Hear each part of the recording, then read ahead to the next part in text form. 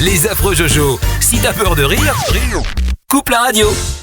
Les affreux Jojo, c'est l'heure de la blague à Titi. Et là, c'est le drame. Non, je la connais pas plus que vous, alors on va voir. Il a annoncé la couleur. Alors, On prépare, attention, c'est pas... Alors, c'est le directeur d'un asile qui pense obtenir de bons résultats en rééduquant ses patients par le travail. Alors, mauvaise idée. pour ce faire, il décide de leur confier la construction d'un hangar. Alors, quelques jours plus tard, il va sur le chantier pour se rendre compte personnellement des progrès réalisés. Et quelle n'est pas sa surprise en découvrant un homme suspendu par les jambes à une poutre du bâtiment inachevé. Il dit: mais que faites-vous là, mon ami? Il dit: je suis le lustre, monsieur le directeur.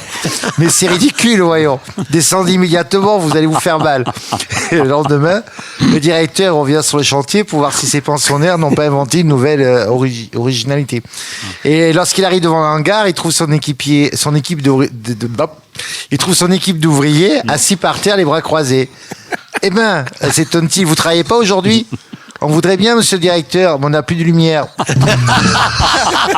ah si, ouais, non, c'est oui, si. Je prends C'est ça. facile, il n'y a pas de mots compliqués dedans. C'est vraiment du n'importe quoi. Complètement n'importe quoi.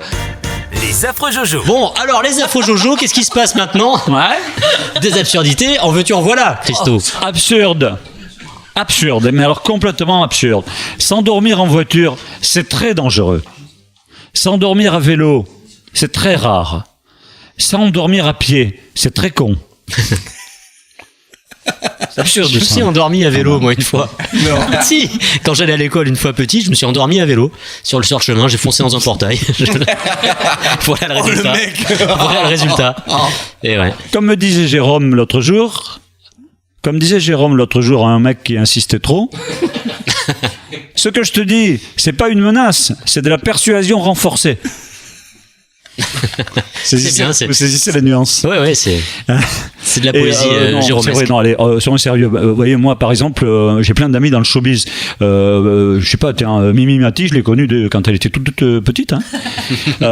C'est vrai, parce que il y a des trucs comme ça, on se doute pas. En somme, tiens, ça me vient à l'idée, justement, comme disait Johnny. Et en somme, la masturbation devant un film porno, c'est du karaoké. Si on réfléchit bien. Ah bah oui, c'est très bon. Bah oui, comme je dis toujours, bon. c'est ça. Moi je dis toujours. Dans la taille du micro. Voilà. Et je dis toujours, il faut rester bien avec les proverbes et les dictons. Donner, c'est donner. Repeindre, c'est voler. ça, il faut pas en sortir de là. Et ouais, j'ai connu une femme, il y a longtemps, elle préférait sucer sa montre. Ouais. Parce que un tic-tac, c'est que 2 calories. Pour le tic-tac de la montre. Oh là là, bravo. C'est pour l'intelligence. Ouais. Et puis vous savez, s'il y a des fenêtres au-dessus des éviers, c'est pas pour rien. C'est pour que les femmes aussi puissent avoir leur point de vue. Ça plaît beaucoup à Jérôme. Je sais pas pourquoi. Et enfin, attention, cette citation pour terminer. Dans la vie, quand t'aperçois enfin une lumière au bout du tunnel, ne t'emballe pas. 9 fois sur 10, c'est un train. Merci, Christo. Et ses pensées absurdes. Les affreux Jojo. Si t'as peur de rire, coupe la radio.